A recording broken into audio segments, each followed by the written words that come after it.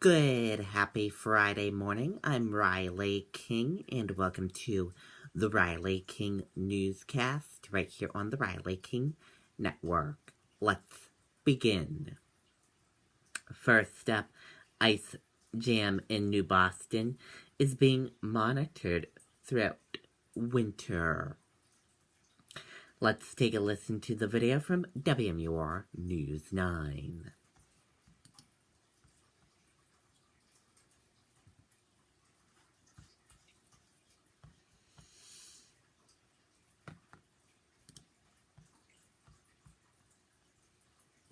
The innovative OneLink Safe and Sound First Alert is the very first smoke and carbon monoxide detector to have both a superior home speaker and Amazon Alexa built in, putting it in a class all of its own. New Boston's ice jam is so large it has a new name. I'm now calling it a river glacier because unlike the 700 feet I had said it was, when we actually measured everything, the total length, it's actually 3,200 feet. Yes, 3,200 feet of the Piscataquag River is solid ice, making it a top concern for the state.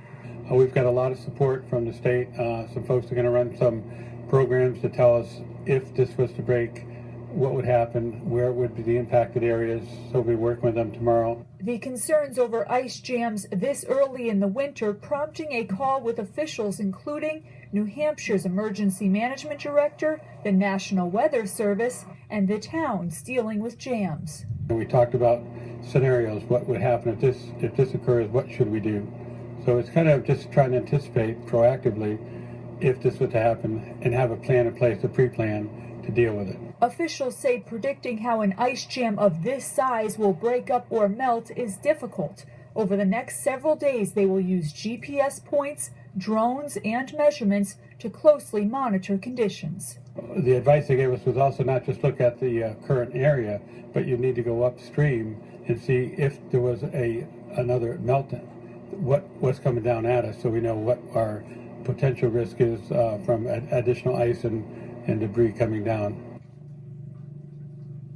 Now, one topic that came up during that conference call, the importance of flood insurance. Officials urge if you live near a river, you should consider having that insurance because once something like this melts or breaks apart, you may really need it. In New Boston, Jessica Marin, WMUR News 9.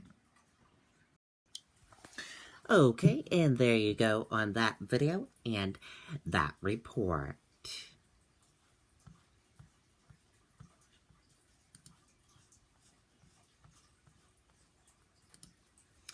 Woman barricaded inside building after firing shots at police.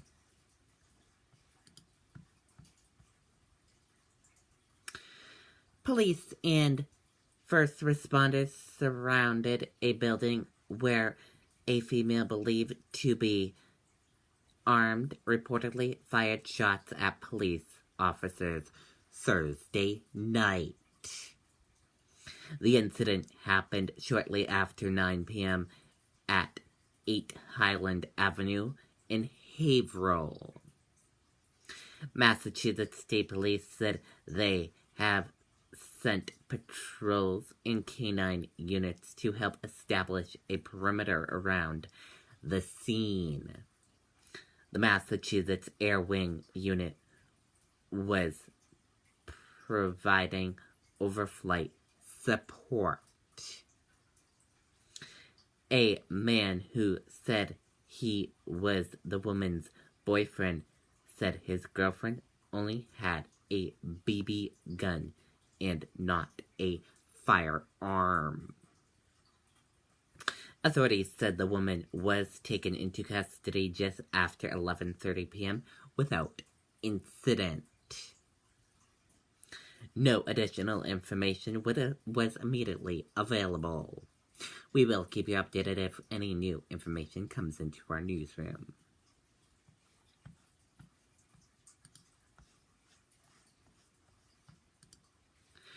Maine misses cut on Amazon's second headquarters. Let's take a listen to the video from WMTW News 8 Maine, Erin Dixon.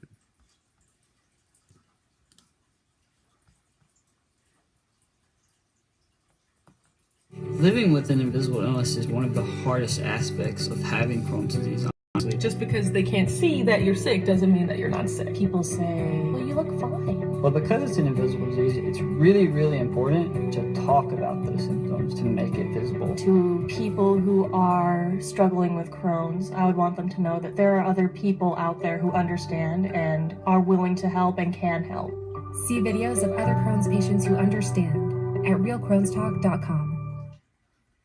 Tell you both the Brunswick Redevelopment Authority and Town of Scarborough were always extremely realistic about their chances in this highly competitive race. A total of 238 proposals were submitted to the online giant, and now only 20 remain.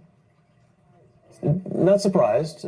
The site of the former Scarborough Downs track out of the race tonight, passed up by Amazon for the site of their second headquarters. The town manager saying although he knew their chances were a long shot, he is still a little bit disappointed. Disappointed that we really hadn't had any feedback until the announcement today. There's really been radio silence throughout the whole process. Brunswick Landing, the other Maine applicant, also not making the cut. But although Maine didn't make it to the final 20, Boston did. When I got the notification this morning, I was happy about it. Which, if chosen, could still mean benefits for southern Maine. We're thrilled to be one of those top 20 regions. And I anticipate that we'll hear from them at some point, and we'll proceed to what I would call step 3 on this. The Scarborough town manager saying tonight the experience alone was worth it. The fact that we had to gather all the data to make a strong case, the strongest case we could for our town, all of that will reap dividends. Optimistic the site will work for another company. We still have a tremendous development opportunity at the former Scarborough Downs property, and it'll be exciting to see what sort of businesses would be interested to come there. And speaking of other companies that may want to come there, yesterday, Apple announced it plans to create 20,000 new jobs in the U.S. over the next 5 years, some at their existing Cupertino campus and others at another new location. Steve? Okay, and there you go on that video and that report.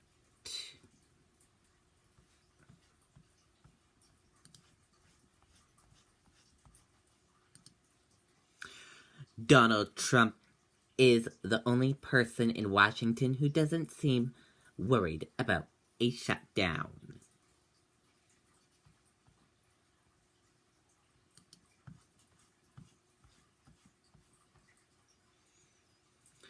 Fears of a government shutdown coursed through Washington, D.C. on Thursday as House and Senate leaders negotiated a spending bill and federal agencies prepared to furlough workers. But if you watch President Donald Trump touting his recently passed tax cuts outside Pittsburgh, PA, you might never have known it.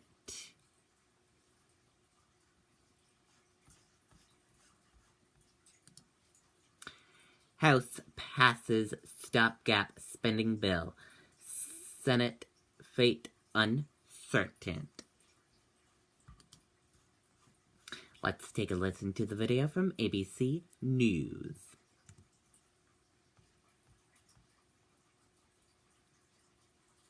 There's nothing worse than not having a warm coat when it's freezing outside. That's why we're at Burlington. They have coats for play, work, the weekend, at prices you would not believe. Wow. Hey, cold weather, we're ready for you. Thanks, Burlington. We always come to Burlington to buy our coats. And we also come to give them back, to help those in need. Can't beat the brands, the styles. And when we donate a coat at Burlington, we get 10% off our entire purchase. It makes buying coats here even more meaningful. Bring in your coats! And speaking of the battle over immigration, it is lurching forward on several fronts. There is, however, one common thread. No one involved in the debate on any side is turning down the heat. Overnight, Jeff Sessions calling for stricter immigration laws. We should be like Canada. We should evaluate them and make sure they're going to be lawful. They're not threats to us. The Attorney General on cable news saying people who come to the U.S. should have certain skills. What good does it do to bring in somebody who's illiterate in their own country, has no skills, and is going to struggle in our country and not be successful? That is not what a good nation should do, and we need to get away from it. The comments come as tensions flare over protections for dreamers. This has turned into a show.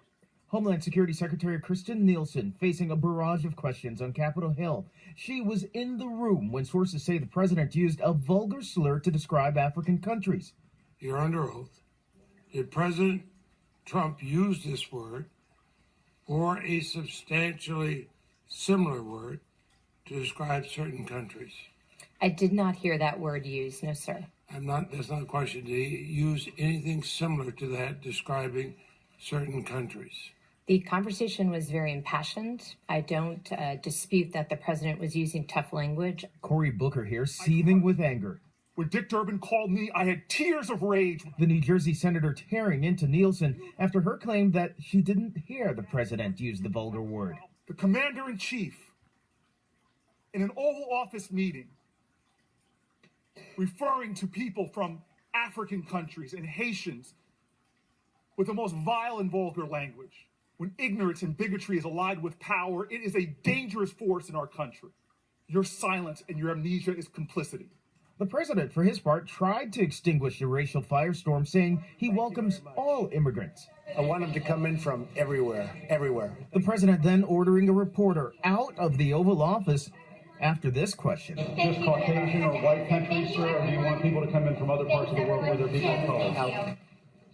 And the Secretary of Homeland Security is also being criticized for saying that she's not sure whether most people in Norway are indeed white. As the immigration debate rages, the Justice Department has now requested the Supreme Court rule on whether the White House can actually end the DACA program for those young immigrants. Okay, and there you go on that video and that report. And also, the House cleared a must-bill Thursday night to fund the government through February 16, sending the measure to the Senate as lawmakers scramble to avoid government shutdown aimed a fight over the fate of young undocumented immigrants known as Dreamers. And that does it for the Riley King Newscast right here on the Riley King Network. I hope you all have a great rest of your Friday, and I'll see you back here later on today. Goodbye, everyone.